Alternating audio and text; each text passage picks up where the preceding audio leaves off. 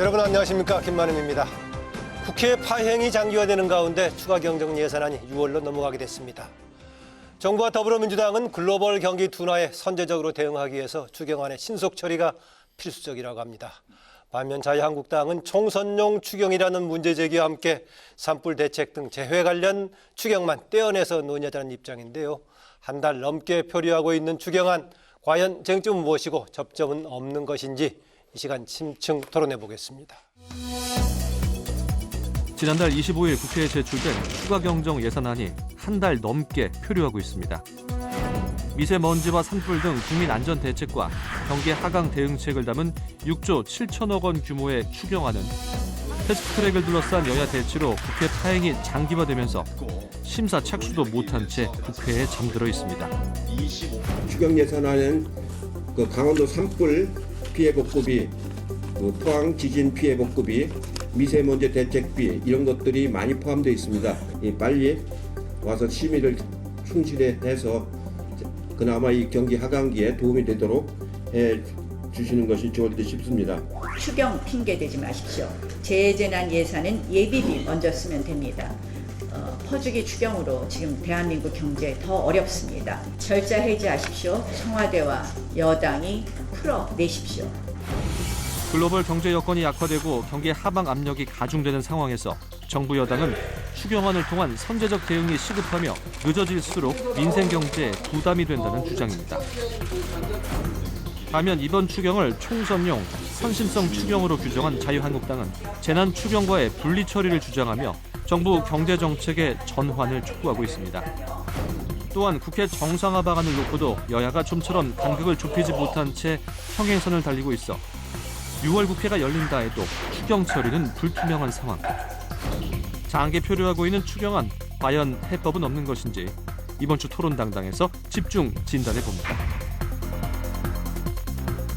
함께하실 여야 의원 두 분 소개해드리겠습니다. 국회 예결위 간사를 맡고 계신 더불어민주당 윤우덕 의원입니다. 어서 오십시오. 네, 반갑습니다. 역시 국회 예결위 의원이시죠. 자유한국당 송원석 의원입니다. 어서 오십시오. 예, 안녕하십니까, 송원석입니다. 예, 지금 추경안이 지난달 25일에 제출이었던가요? 그렇죠? 예. 4월 25일 날 제출됐죠.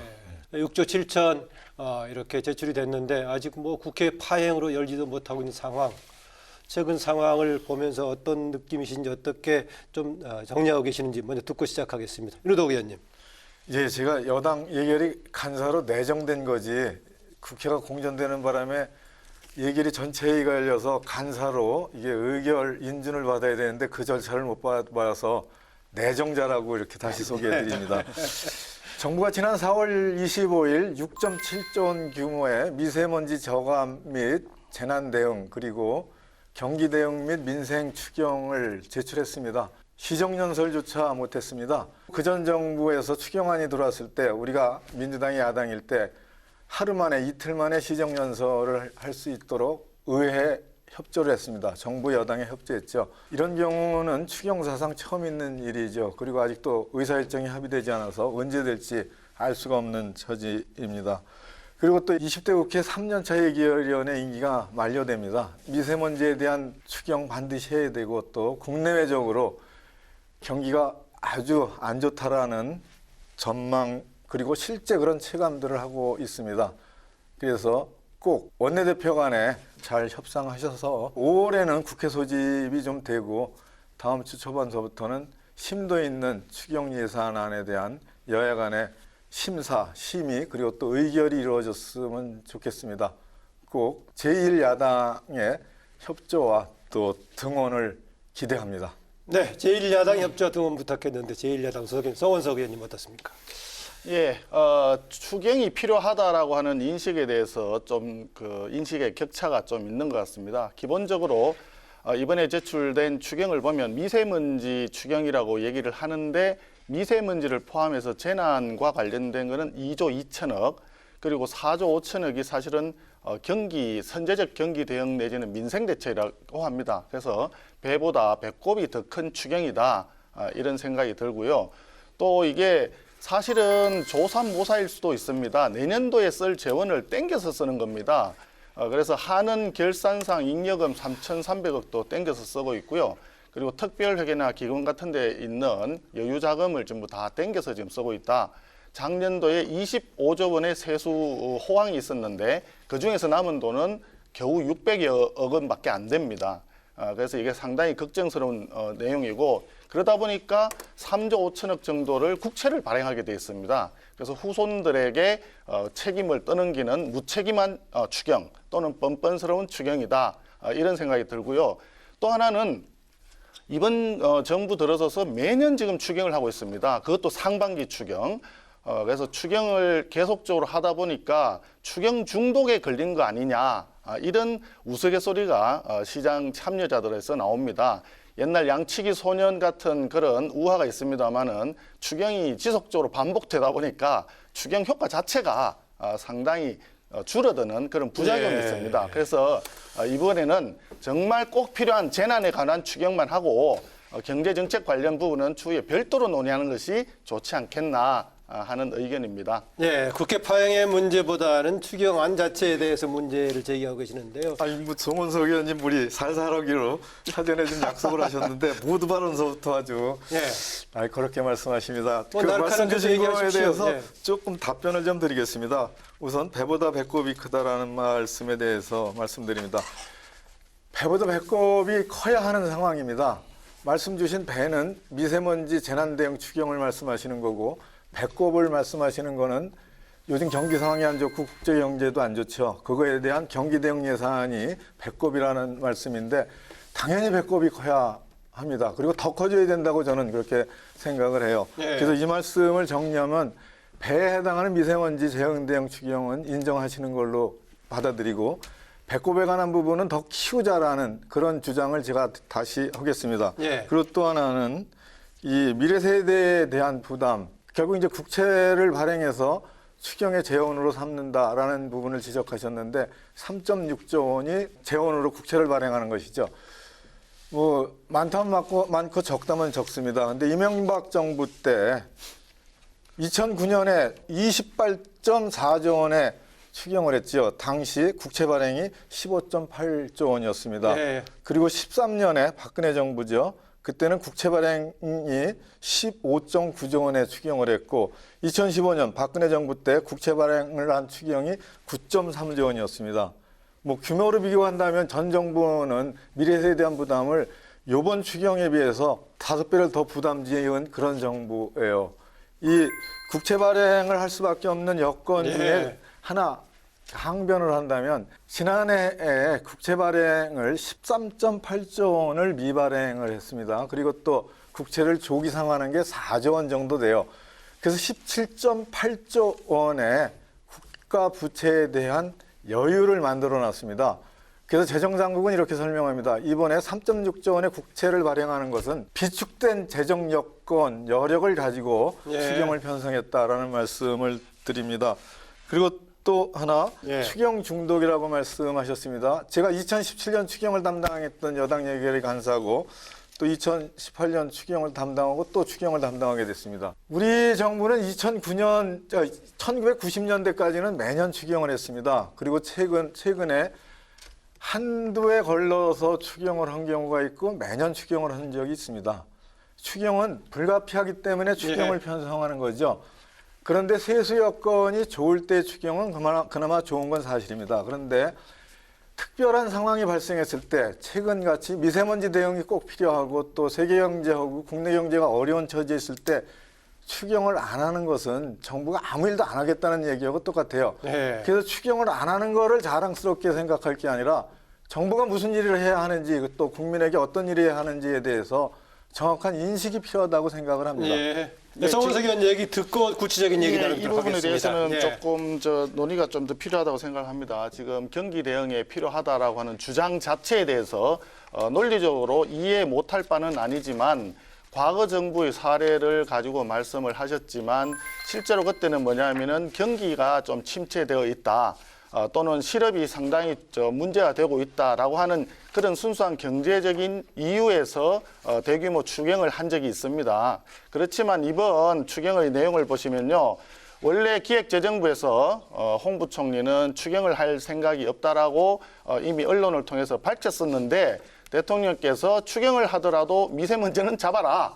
이렇게 지시하니까 바로 태도가 바뀌었습니다. 그래서 미세먼지 추경이 된 거죠. 그래서 재난을 이유로 해서 추경을 시작을 했는데 재난 대책에 대해서는 거의 포함이 안 되어 있고 오히려 경기 대응, 선제적인 경기 대응이라고 했는데 선제적인 경기 대응을 이유로 추경을 한다 그러면 우리 그 국가재정법상 재난이 아닌 경기 침체나 대규모 실업 사태 그것을 이유로 해서 추경이 되어야 합니다.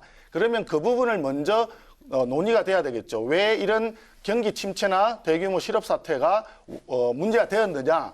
그거는 잘못된 경제 정책 때문에 발생을 한 겁니다. 그래서 우리 야당에서도 자유한국당에서도 예를 들어서 지금 소득 주도 성장이라고 하는 경제 정책의 문제로 인해서 실업자도 많고 취업자 증가 폭이 과거보다 3분의 1 토막밖에 안 되는 이런 문제가 심각하니까 실업 대책과 관련해서 추경을 하자 하면 별도로 그건 충분히 논의하겠다라는 그런 말씀을 벌써 수십 차례 드렸던 것으로 알고 있습니다. 예. 그래서 재난과 관련된 추경을 얘기를 했기 때문에 이번 추경에서 배보다 배꼽이 크다라는 말씀을 드렸던 거고요. 예. 또 앞서 세수 여건 부분에서 물론 그동안에 발행하려고 했던 국채를 덜 발행한 것도 있을 수 있습니다. 그것은 과거 정부도 마찬가지였습니다. 원래 처음에 생각했던 것보다 세수가 조금 더 들어오게 된다면 그만큼 국채는 덜 발행할 수 있고 그만큼 재정 여력은 갖출 수가 있는 거죠. 그것은 그동안에도 과거 정부에서도 재정당국이 예. 굉장히 재정을 아껴 쓰기 위해서 노력했던 결과이다. 이렇게 보여지는 겁니다. 예. 그래서 아까 윤우덕 의원님께 말씀드렸지만 미세먼지를 포함을 해서 재난과 관련된 것은 논의를 하되 예를 들어서 경기 대응이 필요하다고 하는 부분은 별도로 현재의 경제 상황과 대내외 경제 여건을 고려해서 따로 논의를 충분히 할 수 있다. 그래서 그런 말씀을 예. 드린 겁니다.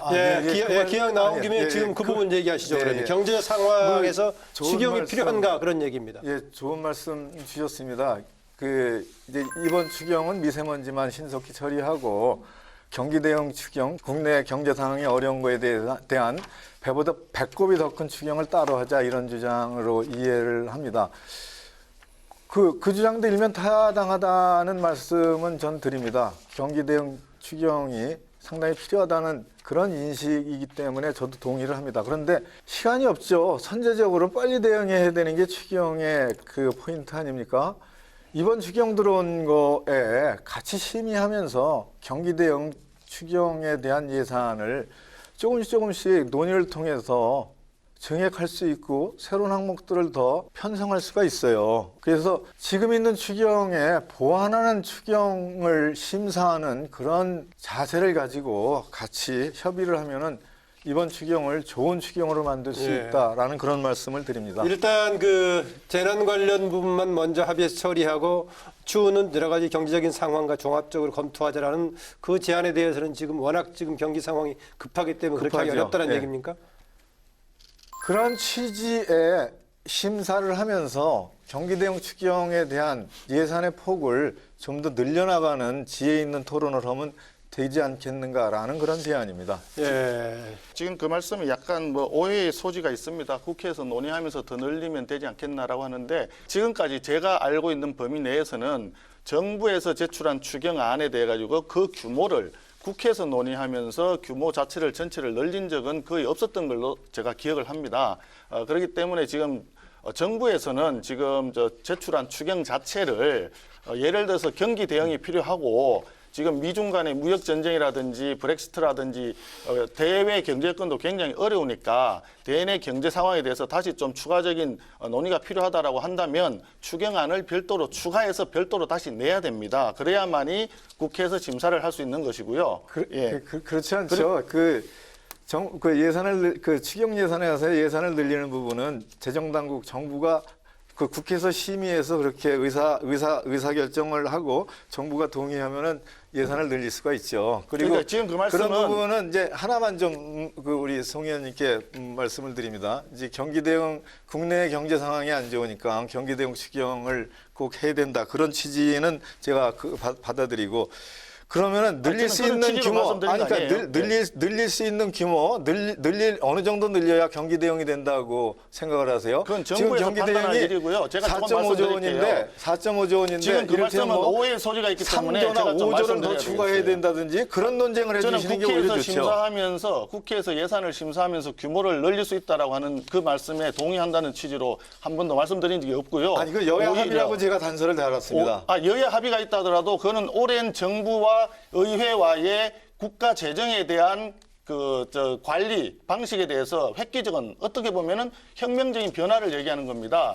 과거에 왜 국회가 정부에서 제출한 예산안을 심사를 하는데 규모를 증액을 하지 않고 전체 규모를 감액하는 정도로 했느냐? 그거는 정부가 전행적으로 옛날에 왕정시대 때 하던 거를 국민의 대표기관이 컨트롤하기 위해서 했던 거예요. 얘기하시고요. 그렇기 때문에 그렇게 보는 것은 대단히 위험한 시각이 된다 하는 말씀을 드립니다. 정원석 의원님의 발언의 취지에 대해서는 제가 공감을 합니다. 의회가 정부의 그 세금을 쓰는 일에 대해서 국회가 늘려주는 거에 대해서는 국회의 본 기능이 아니죠.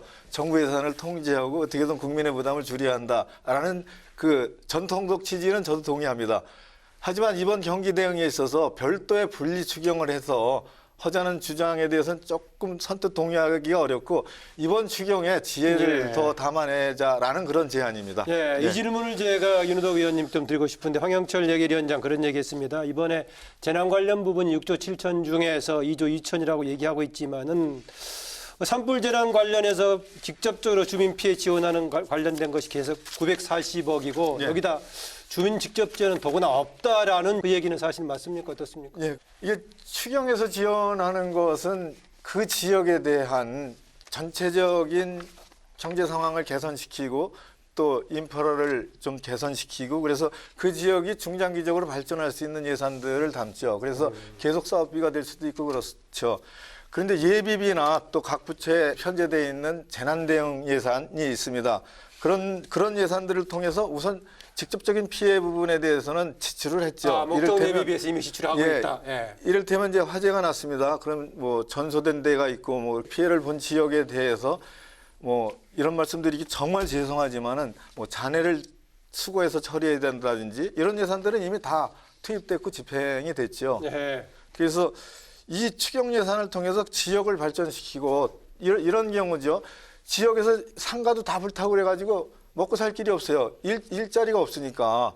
그럼 그분들에게 희망 근로라도 할 수 있게 예산을 지원해야 됩니다. 그래서 어떤 형태든 직접 일자리에 예산을 넣어줘야 되고. 그러니까 재난지역에 대한 지원이 추경으로만 지원되는 게 아니고 이미 있던 예산 그렇죠. 목적 예비 지원이 되고 있다 그 얘기죠. 각 부처에 산재되어 있는 재난대응비가 이미 지출이 됐죠. 예.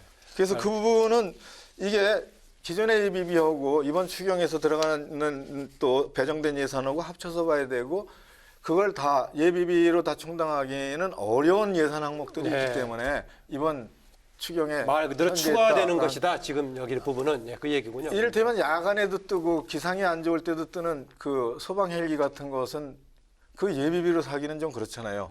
그리고 또 계약을 해야 되고 도입할 때 또 시간이 들고 그런 거는 이번 추경에 반영을 한 거죠.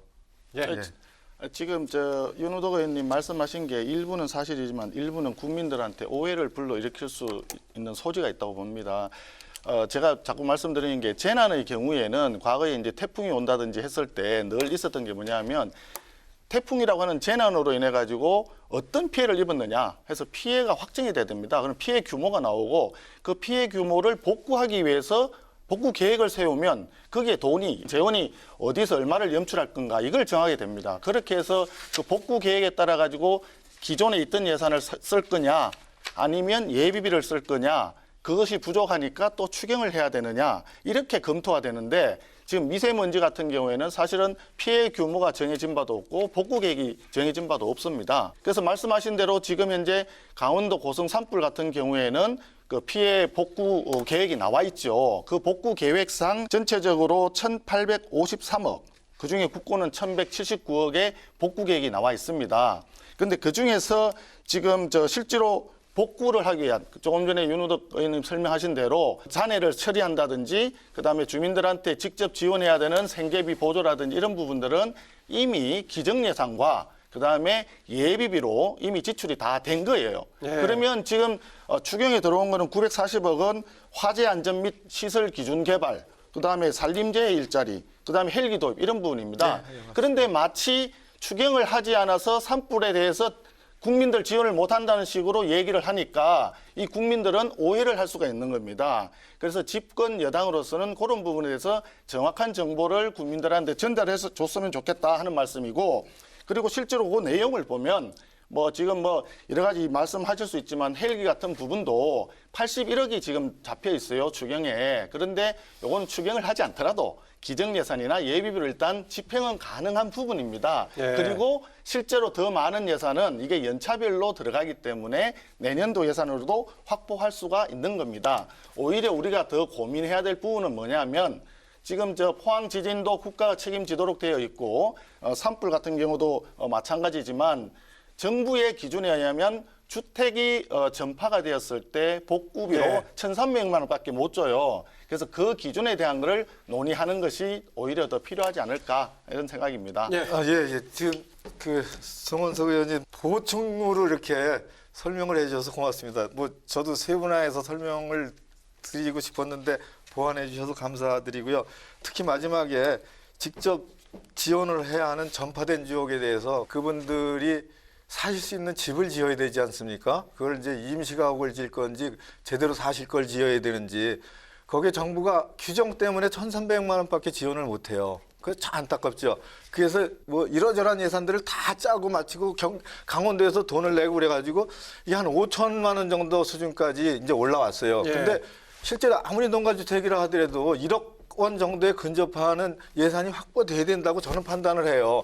그래서 이번에 빨리 예결위를 열어서 추경을 심사하면서 여야가 맞대고 이 부분에 피해를 예. 당하신 부분들에 대해서 조금이라도 더 지원할 수 있는 근거를 좀 마련했으면 좋겠습니다. 그런데 말이죠.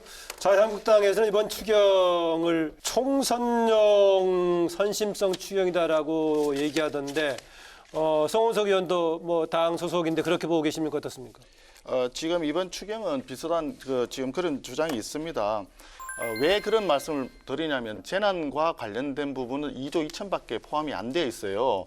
그리고 처음에 대통령이 미세먼지를 추경을 해서라도 잡아라 라고 했을 때 기획재정부에서 처음 초안을 만들 때는 1조 규모 안팎 정도를 고려를 했던 것이 마지막에 6조 7천까지 올라왔지 않습니까? 근데 그 내용을 보면은 대부분이 지금 현재 소득 주도 성장, 최저임금의 급격한 인상이라든지 주 52시간제를 중심으로 하는 소득 주도 성장의 폐해가 일자리 급감이라든지 그다음에 성장이 역성장, 지난 1사분기에 마이너스 0.3% 역성장을 했지 않습니까? 네. 이런 부분들을 가리기 위해서 내용들이 구성이 돼 있다. 그러면서 이걸 이제 민생 안정 내지는 선제적 경기 대응이라고 이제 이렇게 표현을 하다 보니까 우리 야당에서 볼 때는 요거는 잘못된 것이다. 이런 부분들은 오히려 내년도에 정규 2020년 본 예산을 편성할 때 그때 국회에서 심사해야 될 사항이 아니겠느냐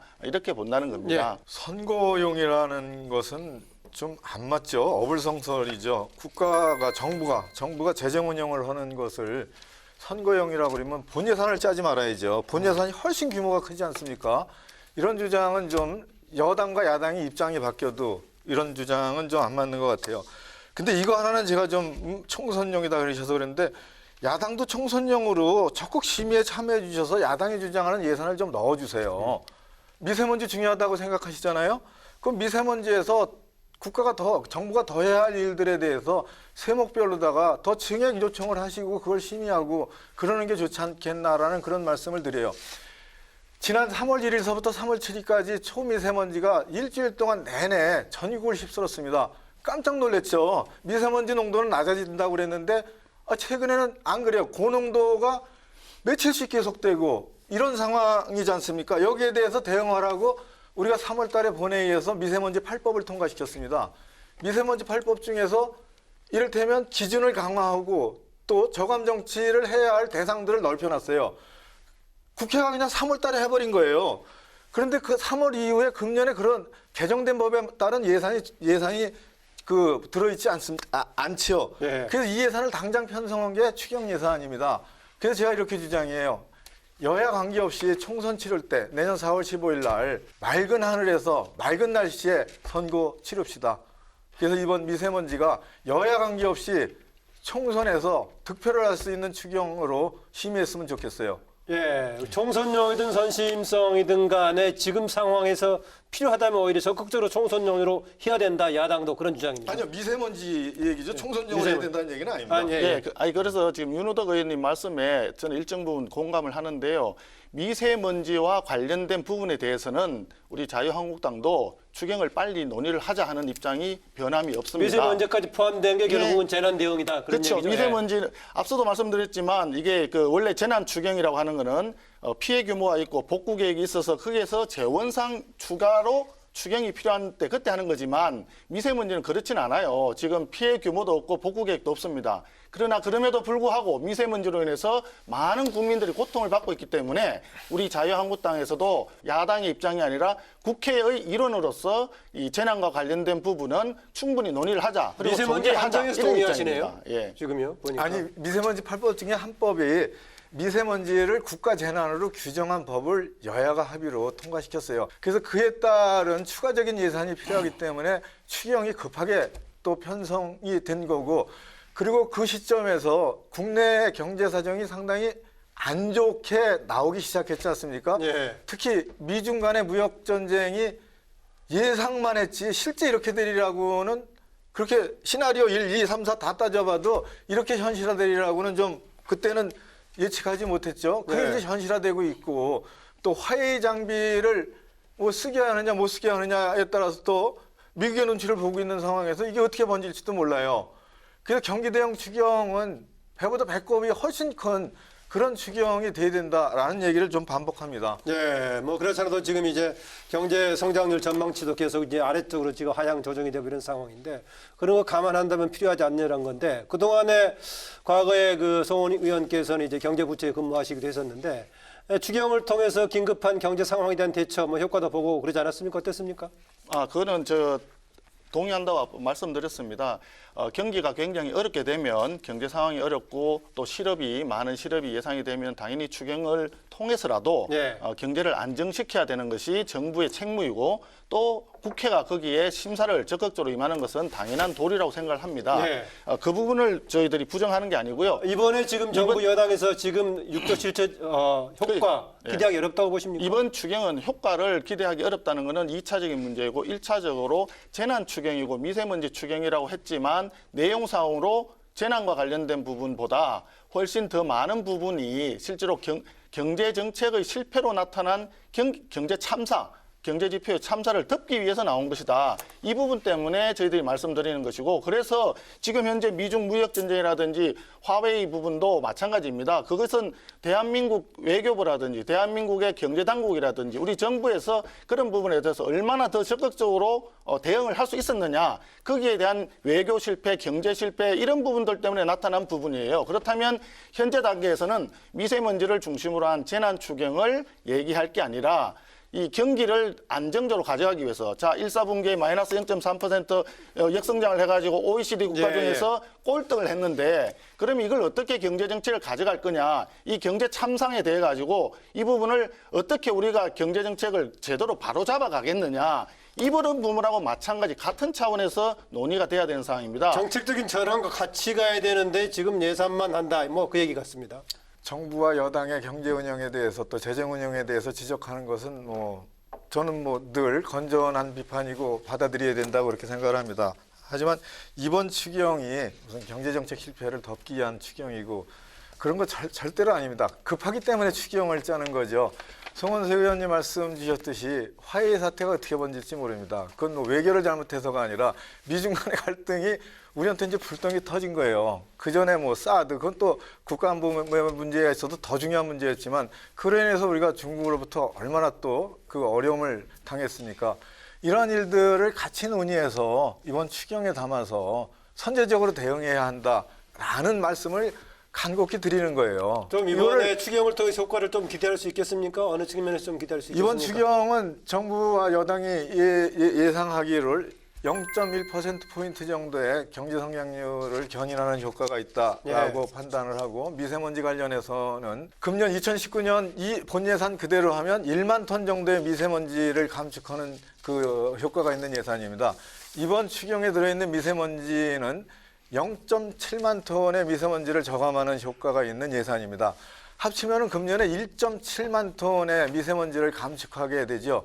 이것은 2023년까지 미세먼지를 감축시키는 계획을 1년 정도 앞당기는 그런 효과가 있어요. 그리고 금년 추경에 반영된 게 그대로 제대로 날짜 맞춰서 집행이 되면은 예. 경유 승용차 400만 대를 조기 폐차하는 그런 효과가 있습니다. 빨리 심사해서 금년에 배정된 예산들이 잘 집행돼서 미세먼지를 감축시킨, 그래서 조금 맑은 하늘, 맑은 공기에서 우리 아이들이 생활하고 학교 갈 수 있게 해주셔야 하지 않을까요? 그래서 제발 좀 국회가 좀 정상화됐으면 좋겠습니다. 예. 윤 의원님 말씀 좋은 말씀인데 자꾸 이렇게 말을 논리를 왜곡을 자꾸 해서 국민들이 오해하실 것 같습니다.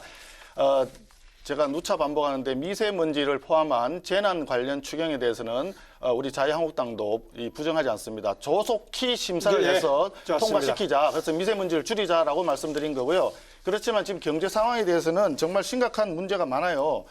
취업자 숫자가 지금 작년 같은 경우에 9만 7천 명밖에 되지 않아가지고 전년도에 3분의 1도 안 됩니다. 그리고 금년 2월, 3월 달에 조금 20만 명 넘어가지고 대통령도 야, 이거 경기가 좋아지고 있다, 일자리 상황이 좋아지고 있다라고 얘기했지만 다시 또 꼬꾸라졌어요. 17만 명 수준으로 또 떨어졌지 않습니까? 거기에다가 더 중요한 거는 우리가 초단기간 근로자가 단군일의 최대 규모 150만 명이 넘습니다.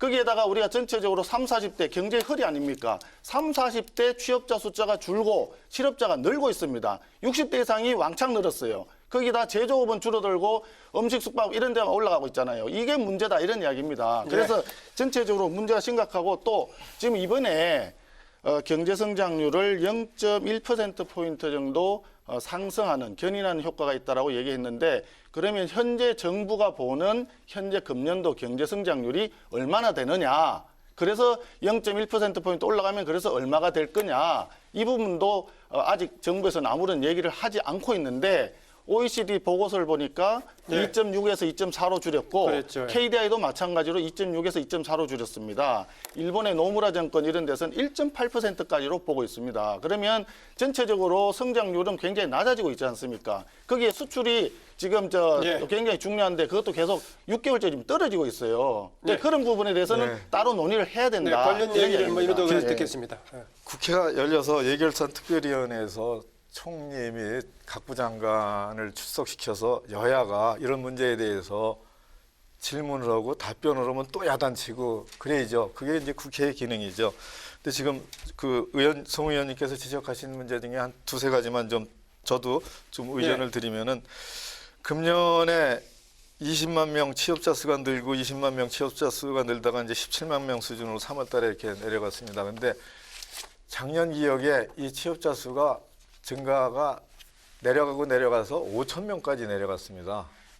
이게 지금 정부가 이리저리 노력을 해서 20만 명, 17만 명까지 이렇게 이제 올려놓은 거예요. 그 20만 명에서 17만 명으로 줄었죠. 줄었는데 그 전에를 따지면 5천 명까지 내려갔던 거죠. 물론 거기에 60대 이상의 어르신들 일자리가 늘어난 거 사실입니다. 근데 어르신들은 사실 시장 경제에서 자기 노동력과 자기 재능을 가지고 취업하기가 어렵죠. 이분들에게는 희망 근로 해드려야 됩니다. 제가 오늘 아침에도 초등학교 앞에서 교통지도 하고 나왔는데 정문에 68세의 어르신이 이게 교통지도를 하세요. 너무너무 좋아하시는 거예요. 여성분이었는데요. 우선 소득을 좀 올릴 수가 있고 일거리가 생기고 아이들을 보니까 또 이렇게 좀 꾸미고 나오시고 정말 젊어지시고 너무너무 좋아하시는 거예요. 네. 얼마 드리냐? 한 달에 20만 원 정도 더 드려요. 그런 일자리들이 우리 사회를 조금씩 지탱해 주는 거죠. 네. 물론 지적하신 30, 40대의 취업률, 실업률 심각합니다. 전통 제조업들이 많이 위축되고 수출이 줄고 그런 문제에 대해서 우리가 경제 체질을 개선하기 위한 예산을 배정하고 그런 예산들을 좀 더 정액하자고 심의 의논해야 하는 그런 아주 귀중한 시간대에 와 있는 거예요. 정부가 그 부분에 대해서 이번에 추경 예산을 편성하면서 경기 대응 예산 중에 상당히 중요한 부분이 수출이 축되니까 위험한 지역에도 수출할 수 있는 수출금융 지원을 지원하자라는 게 우선 1차적인 포인트예요. 예. 그래서 무역보험공사 등등의 1,850억 원의 그 수출금융에 대한 지원 예산을 이번에 편성하고 그런 거 예, 아닙니까? 예. 그리고 또 하나 이 경제성장률 전망치를 그럼 어떻게 수정할 거냐? KDI가 최근에 2.4%로 수정을 해서 제안을 했죠. 그리고 거기에는 이제 아마 지난번 한은에서도 그 경제성장률을 낮춰 잡았을 때 추경이 통과된 걸 전제하지 않고 경제성장률을 전망을 했죠. 그래서 추경이 통과되고 그걸 합쳐서 경제성장률을 전망을 하면 0.1%포인트 정도 효과가 예. 있을 거다라는 말씀을 드리고 경제성장률 제가 이 표 하나만 좀 보여드리겠습니다. 예, 뭐 오늘 표 가져오셨는데 써먹어야죠. 예. 이게 5년마다 정권이 이어질 때마다 경제 성장률이 1%포인트씩 하락한다는 그런 도표예요. 서울대학의 이 김세식 교수가 이런 표를 만들었죠. 그래서 이게 DJ 정부 때는 경제 성장률이 평균 6%였다가 그 다음에 5%, 그리고 또 이명박 정부 때 4%, 박근혜 정부 때 3%. 네. 이거는 우리가 이제 저성장 시대에 돌입하고 세계 경제도 그렇죠. 선진국도 그렇고. 그래서 우리 문재인 정부는 이 흐름으로 보면 2%대 경제 성장률을 기록할 거다라는 거는 누구나 다 알고 있죠. 그게 이제 2%대 중반이냐 초반이냐 또는 그게 무너지느냐. 그거는 정부와 여당 예. 그리고 또 의회 그리고 또 야당이 도와주시고 움직이고 합의하고 노력하는 데 따라서 2%는 무너지지 않게 해내야 되겠다라는 게 우리들의 생각이고 가능하면 2%대 중반대 경제 성장률이 네. 계속 지속돼서 일자리도 그만큼 좀 확보되고 또 나라 경제가 그 정도에서는 계산하고 또 가게가 활동하실 수 있게 그렇게 했으면 좋겠어요. 예, 당장 국회에서 논의해야 될 부분인가에 대해서는 이제 이견이신데 일단 지금 제출된 내용으로 봤을 때 경기 대응 관련 예산 부분 이 자체에 대해서는 어떻게 평가하시는지 아니면은 다른 좀 방향을 생각하시는지요? 송원석 의원님.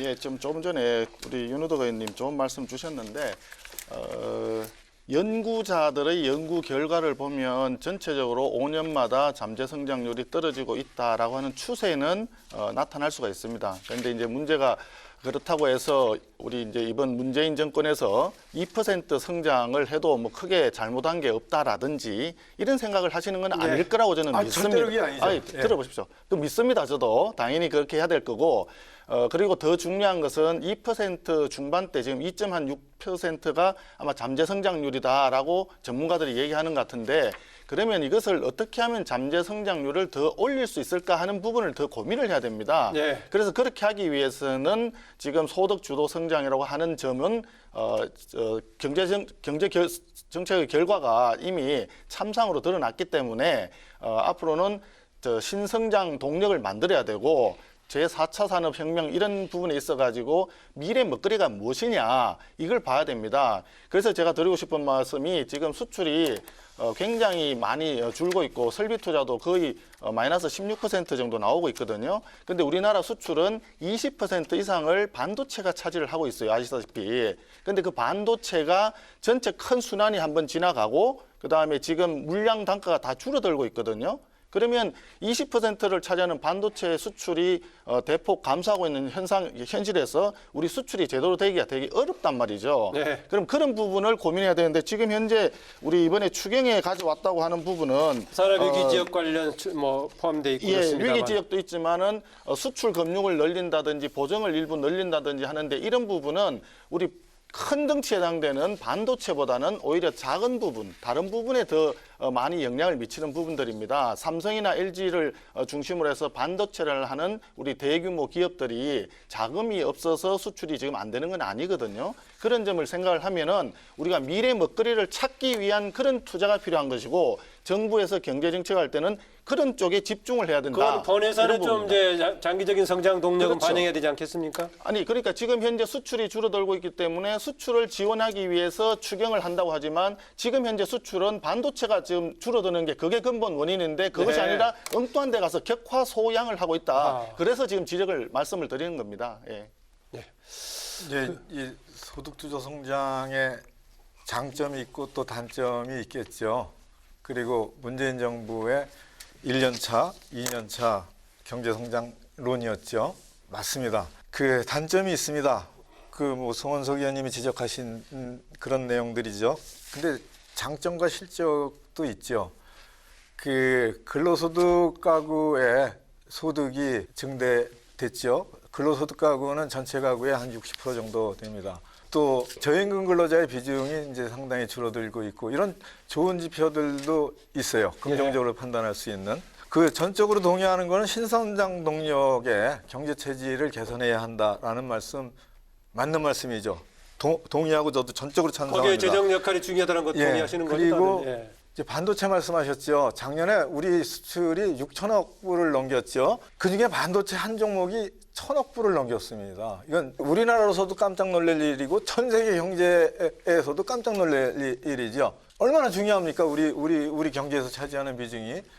이게 추월당하지 않게 계속 연구 개발을 해나가야 됩니다. 그 자세를 우리 정부 그리고 여야가 다 동의하는 상태에서 반도체 클러스터를 만들자고 일정 지역을 지정한 거 아닙니까? 그게 용인으로 됐습니다. 용인에 이제 향후 정부가 160조 원의 투자를 해서 반도체 클러스터를 거기에 만들고 반도체라는 산업이 국제 경쟁력을 계속 갖춰갈 수 있게 국가와 정부가 그리고 또 여야가 계속 밀어붙이겠습니다. 이건 누구도 의심할 수 없고 동의하지 아니하는 사람이 없죠. 네, 알겠습니다. 이게 이제 경제 관련 지원 정책 예산이기 때문에 당연히 장기적인 정부 정책 관리 논의가 될 수밖에 없는 부분인데 일단 오늘 논의는 한정에서요. 추경 한정에서 조금 논의하도록 하죠. 어떻습니까? 또 민생경제 긴급지원 예산 부분에서 아까 일자리 관련 1조 8천억 원, 또 청년 추가 고용장려금이라든가 아까 나왔던 노인 관련 이런 부분들이 있었는데 아까 윤호덕 의원께서 현실적으로 뭐 단기 일자리에 대해서 상당히 이제 부정적인 말씀을 이제 송 의원께 하시니까 현실적으로 봤을 때 그게 지금 당장 필요한 부분이다라고 윤호덕 의원 얘기했거든요. 어떻습니까? 이게 정부가 이제 손쉽게 하기 위한 방편이라고 저는 생각을 합니다. 이게 정부 지원 일자리 사업이라고 하는 것이 과거에도 있었던 것이 아니고 IMF 이후에 만들어졌다가 경제가 이제 극복되고 난 뒤에는 사실은 줄였어야 되고 또 줄여가던 과정이었는데 잠재 성장률이 지속적으로 좀 하락하고 있는 상태에서 성장률이 원하는 만큼 정부가 생각하는 만큼 나타나지 않으니까 손쉽게 그것을 하기 위해서 정부가 직접 지원 일자리를 하는 걸 만들어낸 거예요. 그걸 다시 확대를 하기 시작한 겁니다. 그런데 그 부분이 지금 문제가 되는 게 아시다시피 일자리라고 하는 것은 민간에서 어떤 먹거리를 새로 찾아내가지고 투자가 일어났을 때 그때 일자리가 만들어지는 거잖아요.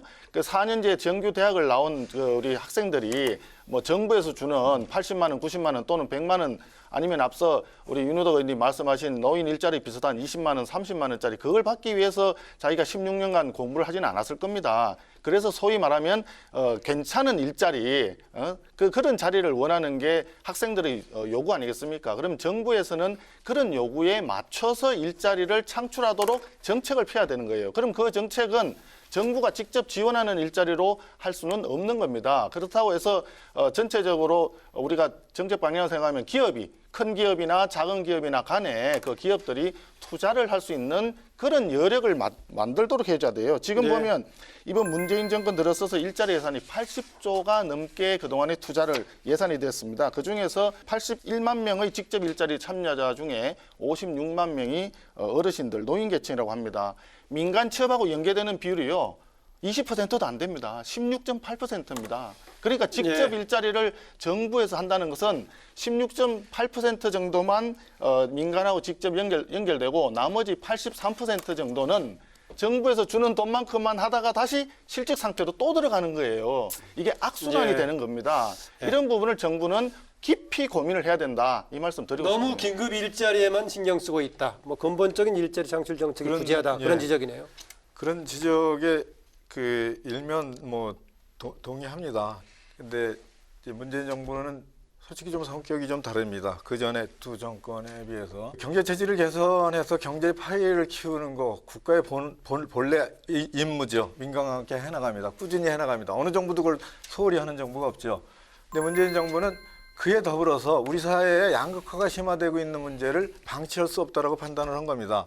그래서 양극화로 인해서 계속 벌어지고 더 계속 어려워지는 부분에 대해서 사회정책적 수준에서 그것을 어떻게든 케어하면서 우리 경제 안에 포함시켜서 공동체를 유지시켜야 된다라는 판단을 하고 있는 거죠.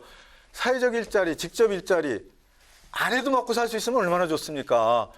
이미 시장에서 벗어나서 도저히 나의 재능과 나의 건강 능력 가지고는 정규 취업을 못 하시는 분들 예. 이런 부분들에 대해서 계속 국가가 일자리를 만들어주지 않으면 계속 가난해지는 거예요. 그런 노인들에 대해서 대책을 안 세운다.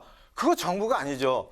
그리고 청년이나 여성 그리고 또 장애인 이런 분들이 시장에서 일자리를 찾는데 차타 못 찾으면 사회적 일자리로 들어와야 돼요. 그거를 국가가 케어해주지 않으면 우리 공동체가 무너지죠. 그래서 그전 정부의 경제 정책은 시장 중심에 뭐 시장에만 맡겨놨다라고 볼 수는 없죠. 시장 중심에서 일자리를 만들어내는 그런 정책을 중심으로 했다면 그거를 중심으로 하면서 문재인 정부는 거기에 이런 직접 일자리를 정부가 만들어내면서 어려운 경제 상황에서 우리 공동체가 버텨내야 후일을 기약하고 더 좋은 사회를 만들어낼 수 있다라는 생각을 가지고 있는 겁니다. 예, 근원적인 일자리 정책에 대한 우려는 어떻게 답하시겠습니까? 그 부분에 대해서는 지적이 맞죠. 그리고 그런 노력을 한시도 게을리하지 않았다라는 말씀을 드려요. 예. 그와 관련해서 반도체 같은 경우 얼마나 우리가 신경을 씁니까? 비메모리 반도체에서 이제 다른 양상으로 세계 시장이 나가고 그에 따른 우리의 반도체 업체들도 그쪽으로 새로운 부가가치로 올라가는데 정부가 계속 지원을 하고 아예 땅을 내준 거 아닙니까? 수도권 그 공장 총량제 해가지고 수도권에는 새로운 입지가 공장이 입지가 안 돼요. 대규모 입지가. 그 지방에서 균형 발전을 이유로 제한하고 또 문제를 제기하지 않습니까? 그럼에도 불구하고 수도권에 용인에다가 그 큰 예. 규모의 반도체 클러스터를 만들어낸 거 아닙니까? 그런 노력들이 경제 체질 개선과 미래 먹거리에 대해서 엄청난 힘을 쏟고 있다라는 걸로 평가를 해 주셔야지. 예. 노인 일자리를 늘린 거에 대해서 비난하면은 그럼 노인이 비난을 안 했습니다. 아니 노인이 우리 시대 노인이 우리를 만들어낸 사람들 아닙니까? 그분들이 700만 명쯤 됩니다. 우리 노인이 계속 늘어나고 나도 노인이 되고. 근데 그중에 70만 명을 직접 일자리로 드렸어요. 그게 몇 프로나 되는 겁니까? 우리 노인들은 자신의 자존심을 예.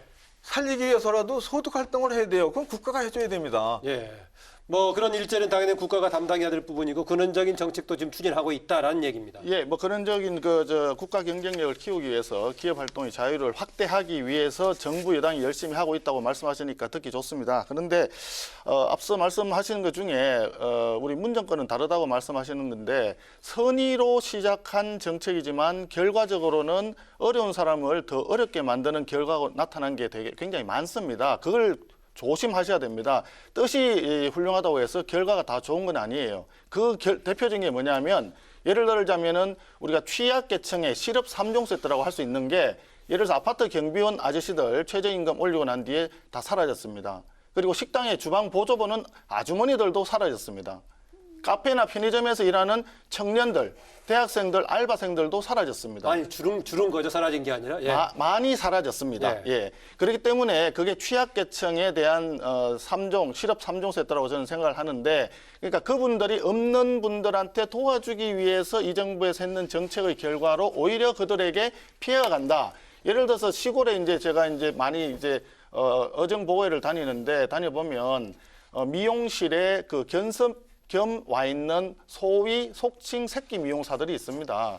과거에는 돈을 좀 적게 주더라도 기술을 배우니까 그 돈을 받고 일을 했어요. 그런데 최저임금을 급격하게 인상시키면서 예. 적용하다 보니까 그 사람들이 다 일자리가 잘려나가는 겁니다. 그래서 그 결과가 뭡니까? 노동 생산성이 낮은 계층부터 일자리가 없어지지 않습니까? 그래서 작년 4, 4분기에 소득 1분위하고 5분위 하위 20%하고 상위 20%의 격차가 5.47배로 사상 최대로 벌어졌지 않습니까? 예. 그래서 저희들이 말씀드리는 게 이런 현재 지난 2년간의 소득 주도 성장의 결과가 그렇구나. 이 점을 정부 여당이 좀 깊이 인식을 하고 예. 빨리 정책 일자리 정책 전환해달라고 관련 하는 논의가 국민의 목소리를 우리 당에서 대신 말씀드리는 때문에 겁니다. 윤도욱 의원 얘기 추가로 짧게 듣겠습니다. 이제 최저임금의 인상으로 인해서 어려움을 겪는 그 영세 자영업 또 아파트 경비원 사실도 인정을 합니다. 그런데 여야가 합의해서 예산으로 이런 부분을 상당히 많이 보완을 해냈죠. 일자리 안정자금을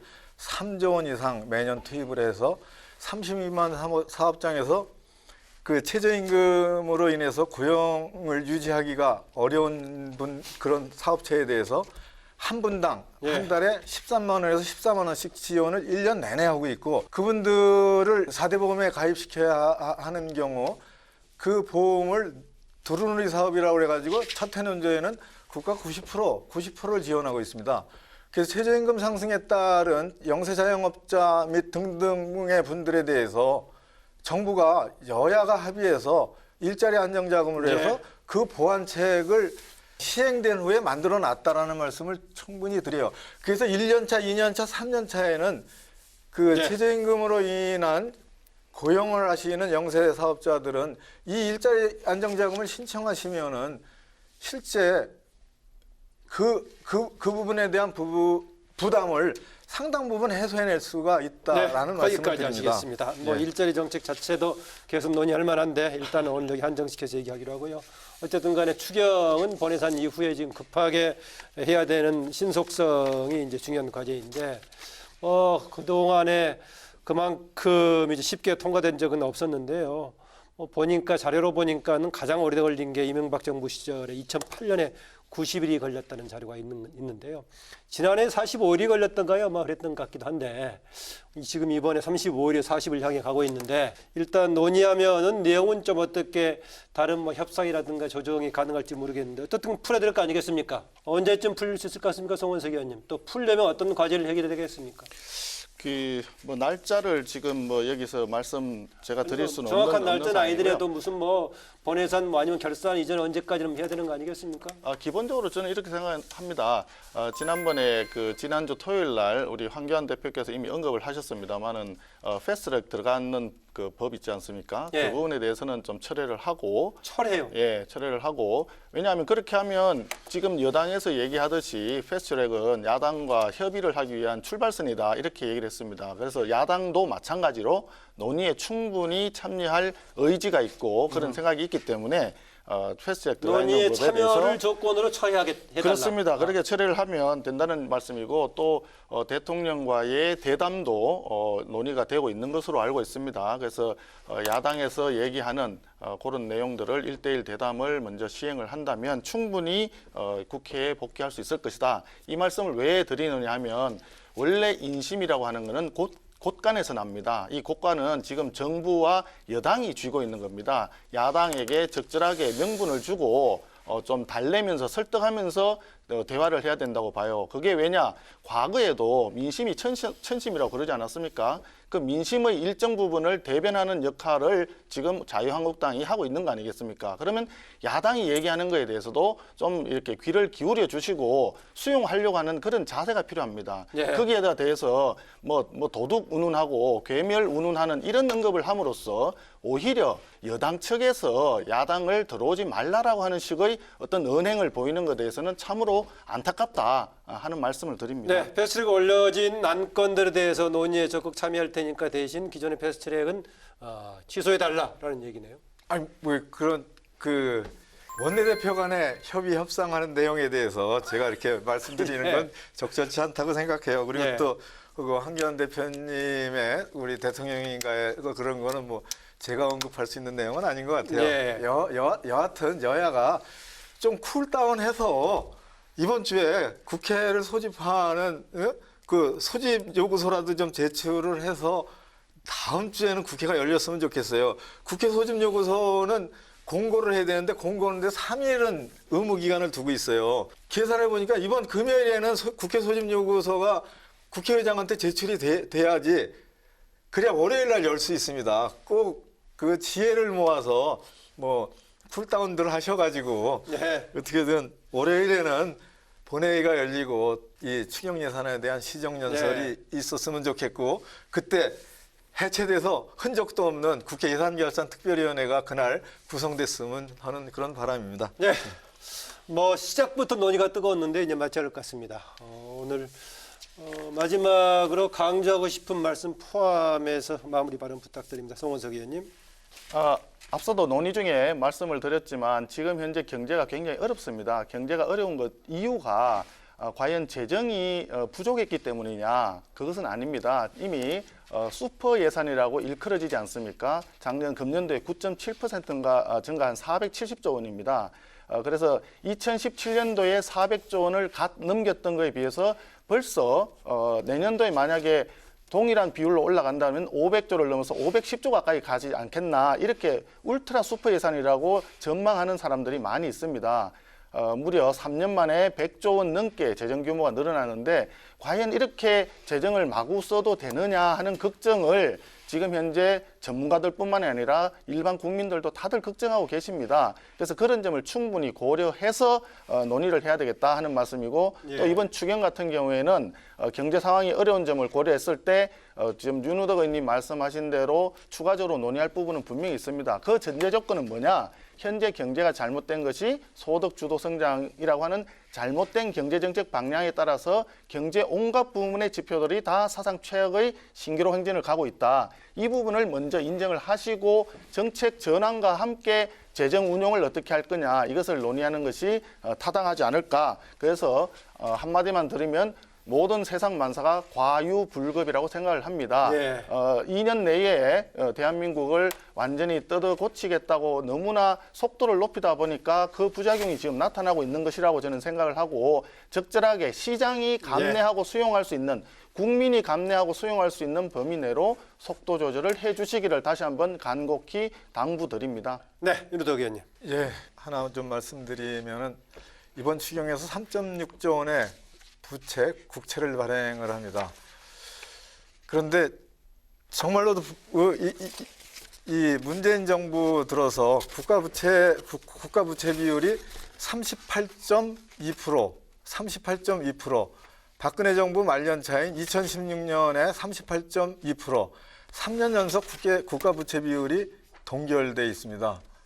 이것은 문재인 정부가 무슨 확장적 재정 정책을 펼치느니 그런 말씀하셨는데, 부채 비율이 동결인 것은 확장적 재정 정책을 절대로 안 펼쳤다는 증거예요. 재정 건전성 유지에만 집착했다는 얘기죠. 제가 정부 여당의 국회의원으로서 한 말씀 드립니다. 문재인 정부 정신 차리세요. 제발 제대로 된 확장적 재정 정책 펼치십시오. 이상입니다. 네, 두 분 시청자분들께 인사드리죠. 수고하셨습니다. 예, 수고하셨습니다. 네. 감사합니다. 경제의 내외 환경이 녹록지 않습니다. 여기저기서 민생을 이야기합니다. 국회가 이 민생을 챙기는 국회가 되려면 여야 모두 정치력을 발휘해야 할 때입니다. 6월 국회는 좀 달랐으면 하는 마음 간절히 바라면서 토론당당 여기서 마무리하겠습니다. 고맙습니다.